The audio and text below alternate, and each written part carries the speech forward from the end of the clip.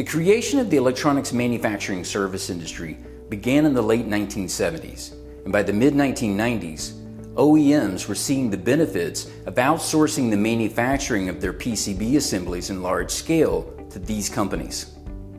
The expense of building and maintaining an electronic assembly line, along with securing all of the electronic components and semiconductors needed to manufacture their products, placed an enormous strain on cash flow. Because the manufacturing of their products was now being handled by their EMS partner, OEM companies now had the capital available to invest in projects that had a positive impact on their ROIC.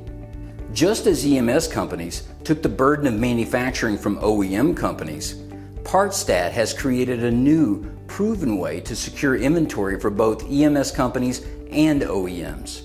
Partstat will purchase, store, and fulfill multiple years of semiconductor inventory using our own capital, so you don't have to. This model has allowed our customers to deploy over $200 million into projects that improve their bottom line, while reducing annual inventory carrying costs by as much as 50%.